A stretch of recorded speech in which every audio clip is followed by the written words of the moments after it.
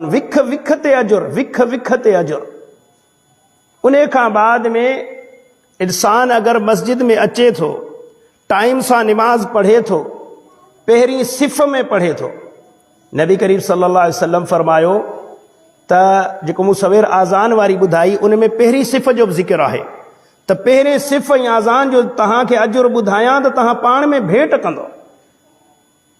ऐं उन खां अलावा खोड़ सारा दोस्तनि जमायतुनि जो क़दुरु नाहे, मस्जिद जो क़दुरु नाहे। मुंहिंजा अज़ीज़ दोस्तो, अल्लाह ताला पंहिंजे प्यारे पैगंबर अलैहिस्सलातु वस्सलाम खे पूरी कायनात जे लाइ रहमत करे मोकिलियो आहे, रहमतुल लिल आलमीन। ऐं अल्लाह ताला पंहिंजे पाक कलाम खे पंहिंजे प्यारे पैगंबर अलैहिस्सलातु वस्सलाम ते नाज़िल कयो। ऐं हीउ क़ुर्आन ई आहे जेको क़यामत तूणी ईंदड़ तमाम इंसाननि जे लाइ हिदायत आहे, नूर आहे ऐं शिफ़ा आहे। अल्लाह ताला क़ुरान मजीद में हिकिड़ी नंढड़ी सूरत नाज़िल कई आहे जंहिंखे सूरतुल असर चयो वञे थो। उन में अल्लाह ताला फरमायो आहे वल असर, ज़माने जो कसम, इन्नल इंसान लफ़ी ख़ुस्र, त सभ जा सभ इंसान जेके आहिनि उहे ख़सारे में आहिनि। इल्लल्लज़ीना आमनू व अमिलुस्सालिहात व तवासौ बिल हक़ व तवासौ बिस्सब्र, सिवाय उन्हनि जे जिन्हनि ईमान आणे ऐं पोइ नेक सालिह अमल कया ऐं हिक ॿिए खे हक़ जो चयूं ऐं हिक ॿिए खे सच जो चयूं। इन खां सवाइ सभ जा सभ इंसान ख़सारे में आहिनि, चाहे दुनिया में केतिरो जो नालो हुजे, शोहरत हुजे, बादशाही हुजे, हुस्न हुजेसि, ताक़त हुजेसि, पर तंहिं हूंदे बि उहो इंसान ख़सारे में आहे। अगरि इहे शयूं उन में न हुजनि, सभ खां पहिरियां ईमान ऐं पोइ नेक सालिह अमल ऐं पोइ हक़ सच चवण जी हिमत ऐं ॿियो सब्र करण जी हिमत, इहे शयूं न हुजनि इंसान ख़सारे में आहे।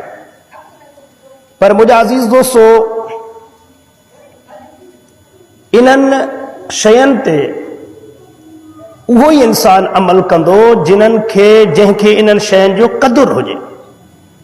हाणे अगरि ईमान जो क़दुरु कोन्हे को, असां ॾिसूं था खोड़ सारा माण्हू थोरी थोरी ॻाल्हि ते ईमान विञाए वेठा आहिनि, ईमान जो सौदो कयो वेठा आहिनि।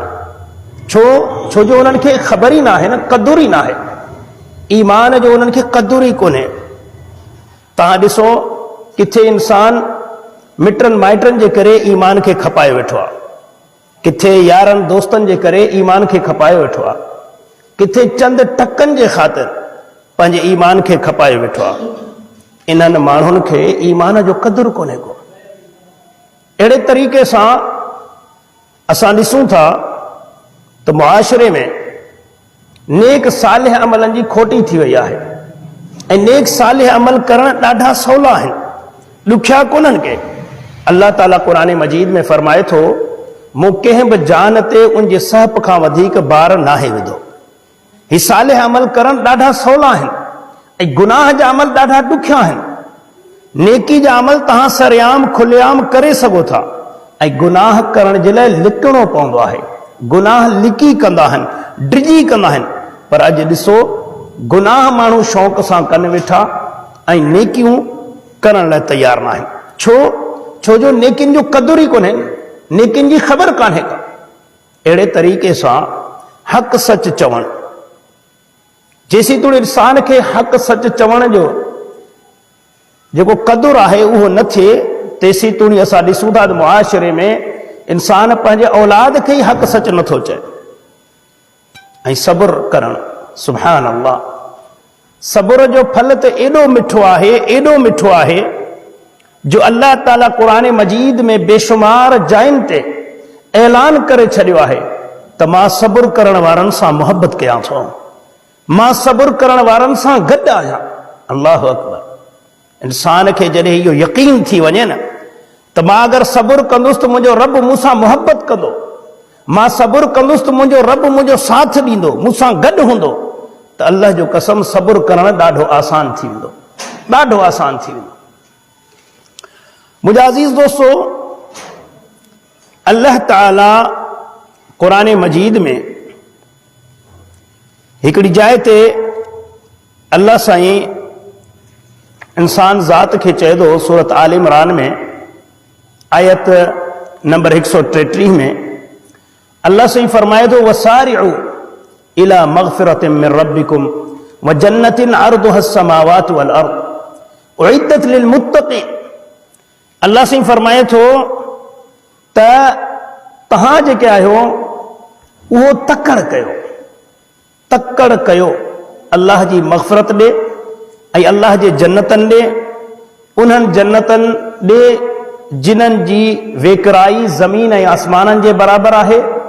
पर अल्लाह इन में आख़िर में ऐलान करे छॾियो आहे, उइद्दत लिल मुत्तक़ीन, ही जन्नत मूं परहेज़गारनि लाइ पैदा कई आहे कि उहो इंसान दिमाग़ मां हवा कढी छॾे, न निमाज़, न रोज़ो, न हज, न ज़कात, न ज़िकिर, न दुरूद, न को सुहिणो इख़लाक़, न ओड़े पाड़े वारनि सां सुठा तालुकात, न वालदेन जो क़दुरु, न तिजारत में सच्चाई, को अमल ई कोन्हे को। इंसान सोचे थो मां ईअं धमालू हणंदे जन्नत में वेंदुसि, इहो थी नथो सघे। अल्लाह वज़ाहत करे छॾी त ही जन्नत मूं परहेज़गारनि जे लाइ बनाई आहे, हिन में परहेज़गार वेंदा। कुझु त अहिड़ियूं ॻाल्हियूं बि मुआशिरे में हींअर हलनि थियूं जो जहालत जे करे अहिड़ा के माण्हू जो चवनि था त फलाणनि जा कुता बि जन्नत में हलिया वेंदा। ही जन्नत कुतनि जे लाइ कोन ठही आहे, रब ऐलान करे छॾियो आहे त ही जन्नत में जेके वेंदा उहे मुत्तक़ी परहेज़गार वेंदा, अल्लाह खां डिॼण वारा वेंदा। हाणे हिन आयत में अल्लाह ताला फरमाए थो त तकड़ कयो अल्लाह जे जन्नतनि ॾे। ऐं हिकिड़ी ॿी आयत आहे उन में अल्लाह ताला फरमाए थो साबिक़ू, भेंट कयो, मुक़ाबलो कयो, साबिक़ू इला मग़फ़िरतिन मिन रब्बिकुम व जन्नतिन अर्दुहा कअर्दिस समाई वल अर्द। उन जन्नतनि ॾे, अल्लाह जी बख़्शिश ॾे भेंट कयो, मुक़ाबलो कयो जंहिंजी वेकराई ज़मीन ऐं आसमान जे बराबरि आहे। ऐं हिते अल्लाह फरमाए, हुते अल्लाह फरमाए थो परहेज़गारनि जे लाइ बनाई वई आहे। ऐं हिते अल्लाह ईअं कुझु थोरी वज़ाहत करे छॾी आहे, उइद्दत लिल्लज़ीन आमनू बिल्लाहि व रुसुलिहि, उन्हनि जे लाइ तयारु कई वई आहे जिन्हनि अल्लाह ते ऐं अल्लाह जे पैगंबरनि ते ईमान आंदो आहे। त हाणे साबित थियो त जेको अल्लाह ते ईमान आणींदो त अल्लाह जो चवणु वठंदो, पैगंबरनि ते ईमान आणींदो त पैगंबरनि जे तरीक़े ते हलंदो, पंहिंजी मर्ज़ी सां ज़िंदगी कोन गुज़ारींदो। त मुंहिंजा अज़ीज़ दोस्तो, जेसी ताईं इंसान खे कंहिं शइ जो क़दुरु न हूंदो आहे न त हू उनखे हासिल करण जो तड़प ई कोन थो रखे। हाणे मुंहिंजा अज़ीज़ दोस्तो, क़ुरान मजीद में सूरत अल मोमिनून आयत नंबर 60 में अल्लाह ताला ऐं 62 में इहे ॿई लफ़्ज़ आंदा आहिनि उन्हनि माण्हुनि जे लाइ जेके तकड़ बि कंदा आहिनि ऐं भेंट बि कंदा आहिनि। सुभान अल्लाह। ऐं उन्हनि जी निशानी बि ॿुधाई आहे त हू छाजे करे नेक सालिह अमलनि में भेंट बि कंदा आहिनि, मुक़ाबलो बि कंदा आहिनि ऐं तकड़ हूंदो अथनि नेकिन जो।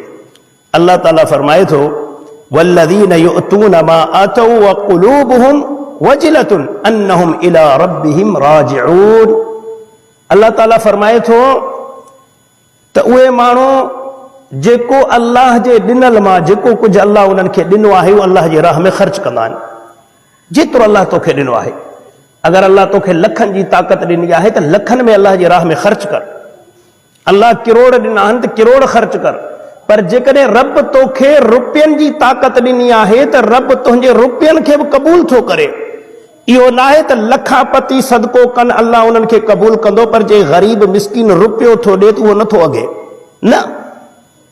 बल्कि हिकिड़ी हदीस आहे, प्यारे पैगंबर अलैहिस्सलातु वस्सलाम फरमायो, हिकिड़ो माण्हू आहे जंहिं 1 लख दिरहम या दीनार अल्लाह जी राह में ॾिनो आहे। ॿियो माण्हू आहे जंहिं मुर्गो ई 1 दिरहम या दीनार अल्लाह जी राह में ॾिनो आहे, पर अजुर में इहे ॿई बराबरि आहिनि। सुभान अल्लाह। साहबा पुछा कयो, या रसूल अल्लाह सल्लल्लाहु अलैहि वसल्लम, इहो कीअं थी सघे थो? हिकिड़े माण्हू 1 लख ॾिनो आहे, ॿिए 1 ॾिनो आहे, इहे बराबरि अजुर में अल्लाह वटि। प्यारे पैगंबर अलैहिस्सलातु वस्सलाम फरमायो, जंहिं 1 लख ॾिना उनखे अल्लाह कई लख ॾिना आहिनि, ऐं जंहिं 1 दिरहम या दीनार ॾिनो उन वटि हुया ई ॿ, हुन 1 ॾेई छॾियो, ऐं जंहिं लख ॾिना त उन वटि कई लख हुया, तंहिं करे अल्लाह उन्हनि ॿिन्हिनि खे अजुर में बराबरि करे छॾियो। त मुंहिंजा अज़ीज़ दोस्तो, अल्लाह ताला जेको आहे सदके ख़ैरात या अमल जे मिक़दार खे कोन थो ॾिसे, अल्लाह ताला सदके ख़ैरात या अमल जे मयार खे ॾिसे थो। मयार कहिड़ो आहे? इंसान जेको अल्लाह जी राह में ॾिए थो, छा लाइ थो ॾिए? ॾेखाव लाइ ॾिए थो या अल्लाह जी मोहब्बत में थो ॾिए, अल्लाह जी रज़ात जे लाइ ॾिए थो? के इंसान ॾाढ़ी छॾी आहे या निमाज़ूं पढ़े थो या को बि नेक सालिह अमल करे थो, त हू अल्लाह जी रज़ा लाइ करे थो या ॾेखाव लाइ करे थो? ऐं अगरि अल्लाह जी रज़ा लाइ करे थो, पर उन अमल जी कैफ़ियत छा आहे? हू सुख में थो करे या ॾुख में थो करे? ॾिसो, हिकिड़ा सदका ख़ैरात हूंदा आहिनि, हूंदे में माण्हू कंदो आहे, पर अहिड़ा बि अल्लाह जा नेक बंदा आहिनि जेके अणहूंदे में कंदा आहिनि, कुझु बि न आहे तॾहिं बि अल्लाह जी राह में ॾियणु, त अल्लाह ताला वरी उन जो अजुर ओहिड़ो ई ॾिए थो। के माण्हू आहिनि निमाज़ पढ़नि था, पर अल्हम्दुलिल्लाह चाक चङा भला आहिनि, मौसम फर्स्ट क्लास लॻो पिया आहे, वज़ू करण में आसानी आहे, निमाज़ पढ़नि था। हिकिड़ा माण्हू आहिनि जेके निमाज़ तकलीफ़ में पढ़नि था, वज़ू कनि था, पाणी थधो आहे, सियारो लॻो पियो आहे, बल्कि के त अहिड़ा आहिनि जेको सुबुह जो गुस्ल कनि था, वेहजनि था, सियारे में वज़ू उन्हनि खे करिणो थो पए, निमाज़ सीअ में पढ़नि था, त अल्लाह ताला उन जो बदिलो वरी ओड़े हिसाब सां ॾिए थो। खोड़ सारियूं हदीसूं आहिनि, त हिकिड़ियूं हदीसूं आहिनि जेको सिर्फ़ु वज़ू करण सां जन्नत जूं बशारतूं आहिनि, गुनाह माफ़ करण जूं आहिनि, पर वरी के तकलीफ़ में थधे पाणी जे हुजण जे करे तॾहिं बि सुहिणो वज़ू कंदा आहिनि, वरी उन जे लाइ जन्नत जूं बशारतूं। त मुंहिंजा अज़ीज़ दोस्तो, अल्लाह ताला फरमाए थो त जेके मूं उन्हनि खे ॾिनो आहे उन मंझां मुंहिंजे राह में ख़र्च कनि था, ऐं अॻिते अल्लाह फरमाए थो, क़ुलूबुहुम वजिलतुन अन्नहुम इला रब्बिहिम राजिऊन। अल्लाह फरमाए थो, उन्हनि जूं दिलियूं ॾकंदियूं आहिनि, डिॼनि थियूं हर वक़्तु, छाजे करे? अन्नहुम इला रब्बिहिम राजिऊन, त हुननि खे यक़ीन आहे त हिकिड़े ॾींहुं रब ॾे मोटी वञणो आहे। उनखे मौत जी यादगिरी आहे, उनखे क़बर जी यादगिरी आहे, उनखे क़बर जे हिसाब किताब जो, आख़िरत जे हिसाब किताब जी यादगिरी आहे। तंहिंजे करे हू नेक सालिह अमल कनि था ऐं अल्लाह जे ॾिनल मां अल्लाह जी राह में ख़र्च कनि था। अल्लाह ताला फरमाए थो, उलाइक युसारिऊन फिल ख़ैराति व हुम लहा साबिक़ून। अल्लाह ताला फरमाए थो, इहे ई माण्हू जिन्हनि खे आख़िरत ते यकीन आहे, अल्लाह ॾे मोटणो आहे, मौत यादि आहे, इहे ई माण्हू नेक सालिह अमलनि में तकड़ कंदा आहिनि, बल्कि अल्लाह ताला फरमाए थो, वहुम लहा साबिक़ून, बल्कि हू नेक सालिह अमलनि में भेट कंदा आहिनि, मुक़ाबिलो कंदा आहिनि। मिसाल, अगरि उस्ताद कंहिंखे चए थो बाबा उथी आज़ान ॾे, त हिकिड़ा असां ॾिसंदा आहियूं जिन्हनि खे नेकिन जो शौक़ु न आहे, कंहिंखे चवंदो बाबा तूं आज़ान ॾे, न साईं मां कोन ॾींदुसि, ॿिए कंहिंखे ॾिसो। इहो छा आहे? नेकिन जो क़दुरु, आज़ान जी ख़बर ई कान्हे का त आज़ान जी अहमियत छा आहे। ऐं जिथे अहमियत आहे, तव्हां हिकिड़े नंढड़े ॿार खे बि चवंदो त आज़ान ॾियो, अगरि उन्हनि खे आज़ान जे अजुर जी ख़बर आहे त हू चवंदो साईं मां ॾियां, हू चवंदो साईं मां ॾियां, हू लाउडनि ॾे भॼंदा, भेट कंदा आहिनि। कुझु ॻोठनि में मूं ॾिठो आहे त सुबुह जो जेके ॻोठाणा आहिनि उहे आज़ान ॾियण जे लाइ पाण में भेट कंदा आहिनि, बाबा जेको पहिरियां मस्जिद में दाख़िल थिए उहो आज़ान ॾींदो, जेको पहिरियां मस्जिद में दाख़िल थिए। यकीन कयो, खोड़ सारा अहिड़ा नौजवान आहिनि जिन्हनि जूं अखियूं हूंदियूं आहिनि घड़ी में, त मतां निमाज़ जो टाइम थी वञे, ॿियो केरु आज़ान ॾिए, उहे तकड़ करे वेंदा आहिनि, छो प्यारे पैगंबर अलैहिस्सलातु वस्सलाम जी हदीस आहे आज़ान जे बारे में खोड़ सारियूं। हिकु प्यारे पैगंबर अलैहिस्सलातु वस्सलाम फरमायो त जेके आज़ान ॾींदड़ आहिनि न, क़यामत जे ॾिहाड़े उन्हनि जूं ॻिचियूं डिघियूं हूंदियूं। अल्लाह ताला उन्हनि खे इहा फज़ीलत ॾींदो। अल्लाह जे रसूल सल्लल्लाहु अलैहि वसल्लम फरमायो त जेके बि आज़ान, नबी करीम सल्लल्लाहु अलैहि वसल्लम फरमायो त आज़ान जी फज़ीलत मां तव्हांखे ॿुधायां त तव्हां पाण में विढ़ी पवंदो, एतिरे क़दुरु जो तव्हां पाण में कुणा विझंदो त आज़ान केरु ॾे। नबी करीम सल्लल्लाहु अलैहि वसल्लम यानी जेको अजुर आहे, जेको सवाब आहे, उहो न ॿुधायो आहे। चयूं जेकॾहिं ॿुधायां त तव्हां पाण में आज़ान ते विढ़ी पवंदो। हाणे जिन्हनि इहे हदीसूं ॿुधियूं आहिनि, या प्यारे पैगंबर अलैहिस्सलातु वस्सलाम फरमायो त आज़ान जेको माण्हू बुलंद आवाज़ सां ॾिए थो, जेसी तूणी हुनजो आवाज़ वेंदो, क़यामत जे ॾिहाड़े जिन्हनि बि इंसाननि, पखियुनि, जिन्हनि बि ॿुधो आहे सहदारनि, उहे सभु क़यामत जे ॾिहाड़े उनजी गवाही ॾींदा। त हाणे जिन्हनि इहे शयूं ॿुधियूं आहिनि, जिन्हनि खे क़दुरु आहे, त उहे भेंट कंदा न आज़ान में, आज़ान सिखण जी तड़प कंदा। ऐं जिन्हनि खे ख़बर ई कान्हे का इन्हनि शयुनि जी, इन्हनि फज़ीलतनि जी, अछियूं ॾाढ़ियूं थी वियूं आहिनि। तव्हां चओ आज़ान ॾियो, चओ त मौली साहिबु कोन थो अचे। बाबा तकबीर हाणे इक़ामत चओ, मौली साहिबु कोन थो अचे। छो जो उन्हनि खे इन्हनि शयुनि जो क़दुरु ई कोन ॿुधायो वियो आहे। ऐं अल्लाह ताला फरमाए थो त जिन्हनि खे आख़िरत जी ॻणती आहे न, उहे भेंट करण वारा आहिनि, उहे हमेशह तकड़ करण वारा आहिनि नेक सालिह अमलनि में। अॼु असां मुआशिरे में ॾिसूं त निमाज़ असां कोन था पढ़ूं। बेशुमार नौजवान त छा पर पोढ़ा क़बर जी कंधी ते पहुतल आहिनि, पर निमाज़ कोन था पढ़नि। पर जेकॾहिं कुझु निमाज़ पढ़नि था त मस्जिद में कोन था पढ़नि, घरनि में पढ़नि था। पर जेकॾहिं के आहिनि मस्जिद में पढ़नि था, पर टाइम ते कोन था पढ़नि, कुझु आहिनि टाइम ते पढ़नि था, जमायत सां नथा पढ़नि।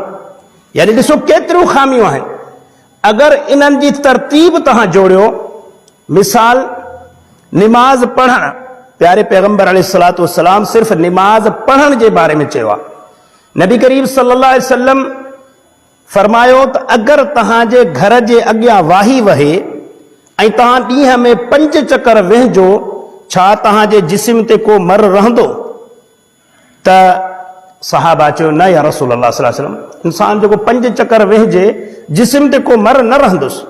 प्यारे पैगंबर अलैहिस्सलातु वस्सलाम फरमायो त निमाज़ बि ईअं थो, जेको ॾींहं में 5 चकर निमाज़ पढ़े उन ते को गुनाह बाक़ी रहंदो ई कोन, उहो गुनाहनि खां पाक थींदो। हाणे मूंखे ॿुधायो, जेकॾहिं 5 चकर निमाज़ पढ़ण सां असांजा गुनाह मिटंदा वञनि त निमाज़ में टाइम केतिरो थो लॻे? वज़ू करण सां गुनाह मिटिजी था वञनि। एतिरे क़दुरु जो हिकिड़े चकर नबी करीम सल्लल्लाहु अलैहि वसल्लम हिकिड़े वण जे हेठां बीठा ऐं वण खे ईअं धूणो ॾिनो त उन मां पन जेके सुकल हुआ उहे तमामु घणा छणी पिया। त नबी करीम सल्लल्लाहु अलैहि वसल्लम फरमायो त जेके निमाज़नि जी पाबंदी कनि था या जेके वज़ू सोणे नमूने सां कनि था, त उन्हनि जा गुनाह बि ईअं ई छणनि था जीअं हिन वण मां पन किरी पिया आहिनि। त हाणे निमाज़ जी अहमियत ॾिसो, वज़ूअ जी अहमियत ॾिसो। जेको इंसान वज़ू करे बस थो करे ऐं पढ़े थो त अशहदु अल्ला इलाहा इल्लल्लाह वहदहू ला शरीक लहू व अशहदु अन्न मुहम्मदन अब्दुहु व रसूलुहु, त अल्लाह ताला उन जे लाइ जन्नत जा 8 ई दरवाज़ा खोले थो, आसमान जा 8 ई दरवाज़ा खोले थो। त हाणे ॾिसो केॾी वॾी फज़ीलत आहे, चंद अखर चवणा आहिनि। अहिड़े तरीक़े सां इंसान मस्जिद जे तरफ़ अचे थो, हर विख जे एवज़ अल्लाह ताला उनजो हिकिड़ो गुनाह मिटाए थो छॾे, उनखे नेकी ॾिए थो, दर्जा बुलंद करे थो। केॾा सवाबनि, विख विख विख ते अजुर, विख विख ते अजुर। उन खां बाद में इंसान अगरि मस्जिद में अचे थो, टाइम सां निमाज़ पढ़े थो, पहिरीं सिफ़ में पढ़े थो। नबी करीम सल्लल्लाहु अलैहि वसल्लम फरमायो त जेको मूं सवेर आज़ान वारी ॿुधाई, उन में पहिरीं सिफ़ जो बि ज़िक्र आहे त पहिरें सिफ़ ऐं आज़ान जो तव्हांखे अजुर ॿुधायां त तव्हां पाण में भेंट कंदो।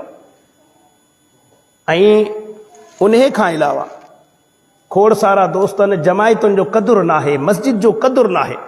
घर वेझड़े आहिनि पर घरनि में निमाज़ पढ़नि था, मस्जिद कोन था अचनि, मस्जिदूं वीरान लॻियूं पियूं आहिनि। ॾिसो केॾो वॾो पाड़ो आहे, तमामु वॾो पाड़ो आहे, पर जमायती सफ़ा थोरा आहिनि।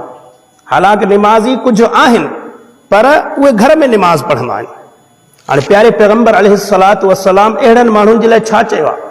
ॾिसो नबी करीम सल्लल्लाहु अलैहि वसल्लम तमामु रहम करण वारा हुया, एतिरे क़दुरु जो जिन्हनि पत्थर हयां नबी करीम सल्लल्लाहु अलैहि वसल्लम खे। नबी करीम सल्लल्लाहु अलैहि वसल्लम उन्हनि खे बि बददुआ न ॾिनी, उन्हनि खे बि दुआऊं ॾिनियूं आहिनि।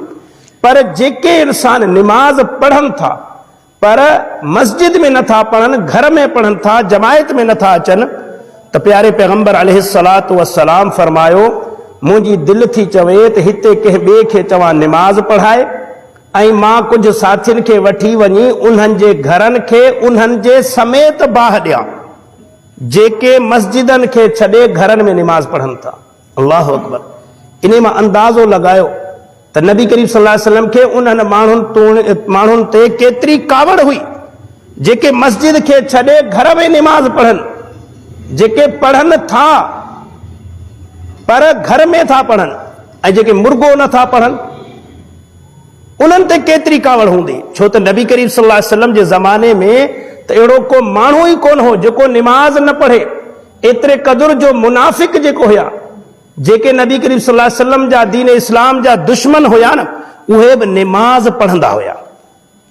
हाणे तव्हां मूंखे ॿुधायो, उन्हे ते बि जेके घर में वञी निमाज़ पढ़नि नबी करीम सल्लल्लाहु अलैहि वसल्लम जी, उन्हनि ते एतिरी कावड़, ऐं जेके मुर्गो न पढ़नि उन्हनि ते छा कावड़ हूंदी नबी करीम सल्लल्लाहु अलैहि वसल्लम।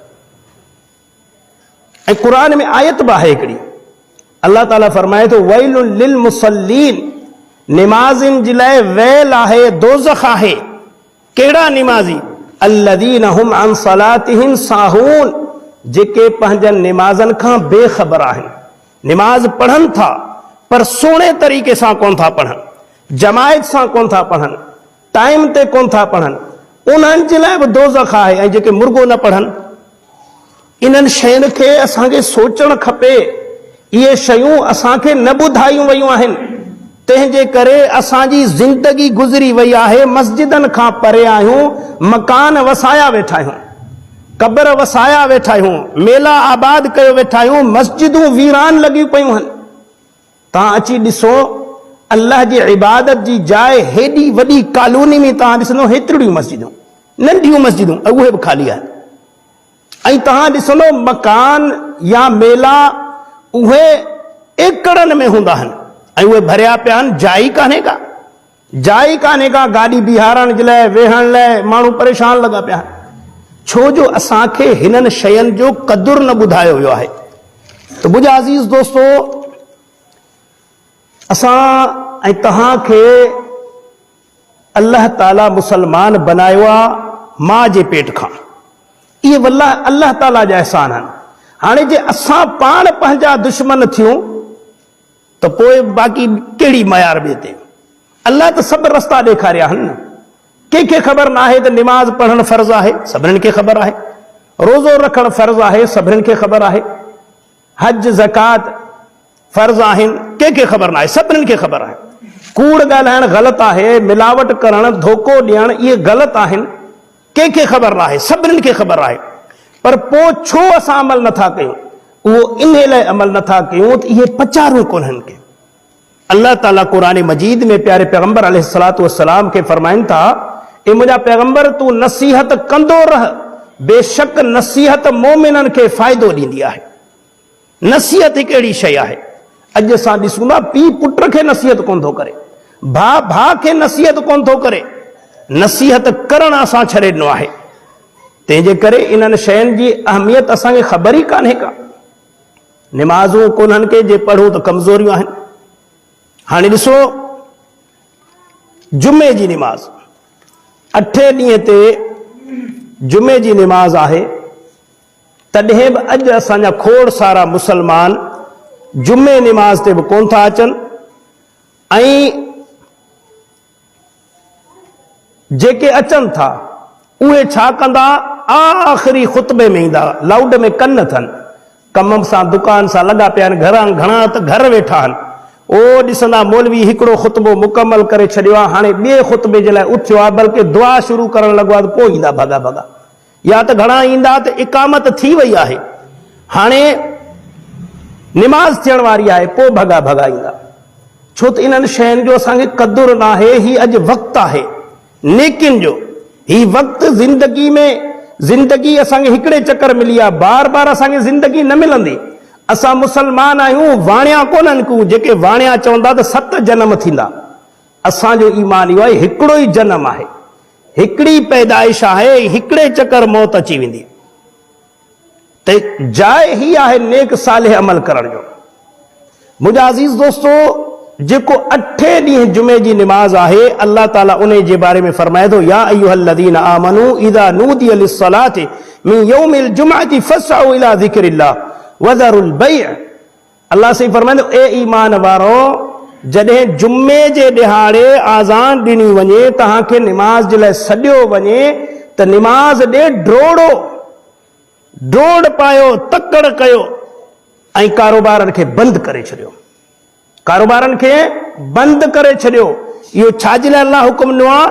जेको 8 ॾींहं ते जुमे जी निमाज़ आहे, ऐं उन खां अफ़ज़ल आहे न 5 वक़्त जी निमाज़, ही जेको फर्ज़ निमाज़ आहे उहो वधीक आहे। हाणे जुमे जे लाइ जॾहिं कारोबार बंदि करण जो हुकुम आहे, तव्हां छा था सम्झो त 5 वक़्त जेको आहे कारोबार बंदि करण जो हुकुम न आहे? असां वटि उज़ुर आहिनि, साईं दुकान ते केरु कोन्हे को, साईं कारोबार ते केरु कोन्हे, बनी ते केरु कोन्हे, तंहिंजे करे असां निमाज़ कोन था पढ़ी सघूं, असां जुमे जी निमाज़ कोन था पढ़ी सघूं। ए अल्लाह जा बंदा, तंहिंजे करे तुंहिंजे रब तोखे हुकुम ॾेई छॾियो, आर्डर ॾेई छॾियो त बंदि कयो, सभु कुझु बंदि कयो। ऐं पोइ अॻिते अल्लाह ताला अञा इंसान खे वज़ाहत कई, अल्लाह सम्झायो आहे, ज़ालिकुम खैरुन लकुम इन कुंतुम तअलमून, ऐं इन्हे में तव्हांजी भलाई आहे अगरि तव्हां ॼाणो, अगरि तव्हां ॼाणो त इन्हे में तव्हांजी भलाई आहे त निमाज़नि जो टाइम थिए, कारोबारनि खे बंदि करे छॾियो, पंहिंजनि मसरूफ़ियात खे बंदि करे छॾियो, पंहिंजनि कचहरियुनि खे बंदि करे छॾियो, बनी ॿारे खे बंदि करे छॾियो, इन्हे में ई तव्हांजी भलाई आहे। पर अफ़सोस, अॼु असांखे उहे शयूं ॿुधायूं ई नथियूं वञनि। वल्लाही वल्लाही, मां हिन दौर में खोड़ सारनि खे ॾिसां थो, जेके जलसा प्रोग्राम जुमे जूं निमाज़ूं, हज़ारनि जा हज़ार माण्हू अचनि था, नज़र खुटे माण्हू न खुटनि, एतिरा माण्हू अचनि था, पर उन जलसे में कम वारी ॻाल्हि ई कान्हे का, ॻाल्हि ई कान्हे का।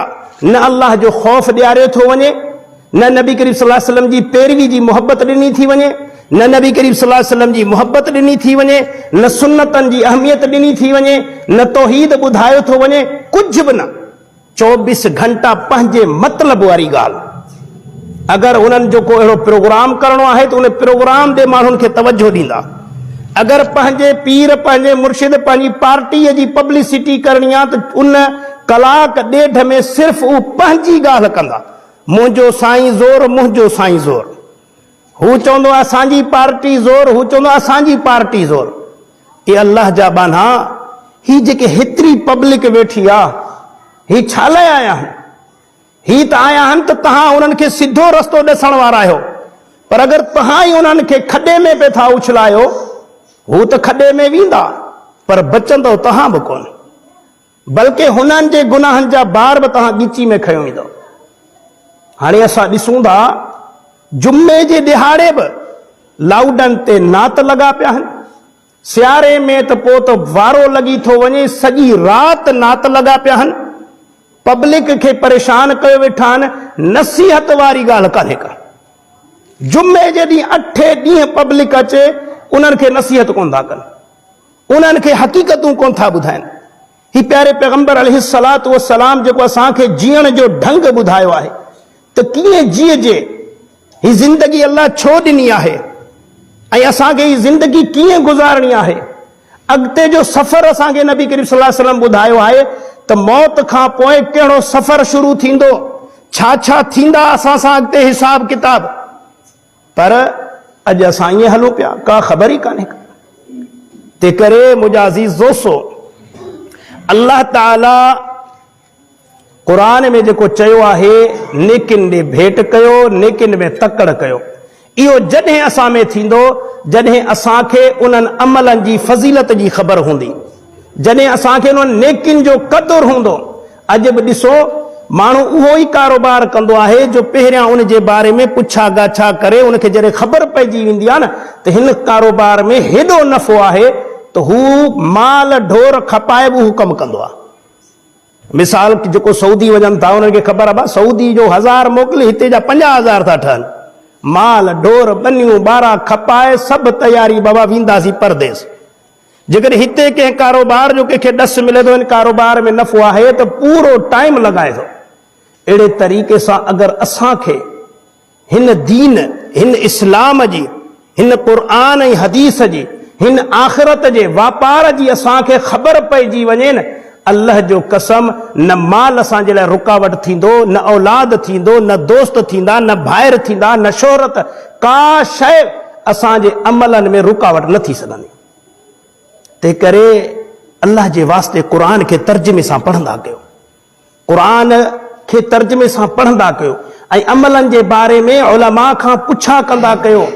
साईं, ही 8 ॾींहं असां गॾु था थियूं, ख़ुतबे ते अचूं था, हिन में क़ुरान हदीस में हिन जुमे जी निमाज़ जी कहिड़ी फज़ीलत आहे? अगरि असां जुमे जी निमाज़ पढ़ंदासीं त केतिरो अजुर मिलंदो? अगरि जुमे जे विच में, ख़ुतबे जे विच में असां ॻाल्हाईंदासीं या हिक ॿिए खे रुॻी इशारनि सां सलाम कयोसीं या असां रुॻी हिक ॿिए खे थोरो इशारे सां को रोकियोसीं त छा नुक़सान थींदो? जाइज़ आहे, नाजाइज़ आहे? जुमे जे ॾींहुं दुरूद पढ़ण जी कहिड़ी फज़ीलत आहे, दुआ घुरण जी कहिड़ी फज़ीलत आहे? इहे पुछा कंदासीं तॾहिं वञी अॼु जा ही ज़ालिम मुल्ला ॿुधाईंदा। न पुछंदो, अल्लाह जो कसम कोन ॿुधाईंदो। छो त हुननि जो त कमु हले वेठो न, हुननि खे तव्हां सां हाणे मक़सदु कोन्हे। हर शइ मतिलब परस्त इंसान थी वियो आहे, हर शइ में मतिलब आहे। हिन दीन खे बि मतिलब बनाए छॾियो। हुननि जो कमु हले वेठो, सयूं कुकड़ मच्छियूं मिलनि वेठा, देगूं मिलनि वेठियूं, पघारूं मिलनि वेठा, छेला गाबा मिलनि वेठा। हुननि खे तव्हांजी कहिड़ी गणती? तव्हांखे असांखे पंहिंजी गणती पाण करणु खपे। अॻिते जो सफ़र असांखे सोचणु खपे। अकेला वेंदासीं इन ऊंदाही क़बर में, रोज़ माण्हू हथनि सां दफ़नाए था अचूं, कॾहिं भाउ खे, कॾहिं सौट मासात खे, कॾहिं पीउ खे, कॾहिं पुट खे दफ़नाए था अचूं। ॾिसूं था त इहा सोढ़ी क़बर आहे। अकेले जो सफ़र इतां शुरू थींदुसि त असांखे बि सोचणु खपे त असां छा कयूं। तंहिं करे सिखो, दीन खे सिखो ऐं जुमे जे ॾिहाड़े जी ख़ासि करे तव्हां कोशिशि कंदा कयो ऐं ख़ुतबे खां पहिरियां ईंदा कयो। सवाब, वॾा सवाब अथव जुमे जे ॾिहाड़े, पर ख़ुतबे खां पहिरियों अचणु खपे। मुकमल ख़ुतबो गौर सां ॿुधणु खपे, एतिरे क़दुरु जो ख़ुतबे जे दौरान ज़िक्र करण बि मना आहे।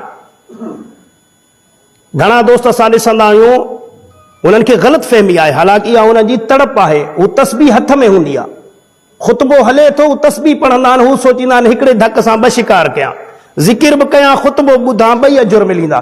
पर हक़ीक़त में ईअं न आहे। जेको ख़ुतबो गौर सां न ॿुधंदो ऐं ख़ुतबे जे दौरान ज़िकिर कंदो, ज़िकिर जो बि अजुर चट ऐं ख़ुतबे ॿुधण जो बि अजुर चट। ॾिसो, अमल त ॿई भला आहिनि, ख़ुतबो बि ॿुधे वेठो, ज़िकिर बि करे वेठो। पर अगरि ॼाण न आहे, अगरि क़ुरान हदीस जी ॼाण न आहे त 2 अमल हुन जा चट थी विया, हुनखे ख़बर ई कान्हे का। तंहिं करे दीन खे सिखो, दीन खे सम्झो, नेक सालिह उलमा जेके आहिनि उन्हनि सां तालुक़ रखो। जे उन्हनि तोड़ी पहुची नथा सघो थी, सोशल मीडिया जो दौरा ॿुधंदा कयो, टाइम कढो। अल्लाह खां दुआ था कयूं त अल्लाह ताला सां सभिनीनि खे अमल जी तौफ़ीक़ अता फरमाए। अक़ूलु क़ौली हाज़ा वस्तग़फ़िरुल्लाह ली व लकुम व लिसाइरिल मुस्लिमीन फ़स्तग़फ़िरू इन्नहु हुवल गफ़ूरुर रहीम।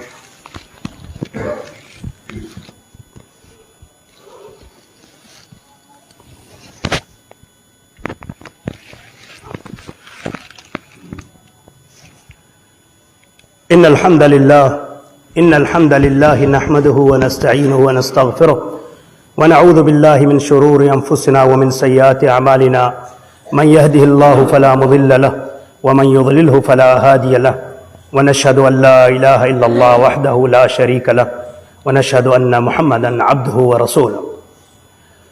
मुझे अजीज दोस्तों, ही जिंदगी इंतिहाई मुख्तसिर जिंदगी है। अगते जो जो सफ़र है वो ॾाढो वॾो आहे। सैदना अबू हुरैरा रज़ियल्लाहु ताला अन्हु जेके नबी करीम सल्लल्लाहु अलैहि वसल्लम जा सहाबी, नबी करीम सल्लल्लाहु अलैहि वसल्लम जा शागिर्द ऐं हिकु अज़ीम मुहद्दिस हुया, मुत्तक़ी परहेज़गार हुया।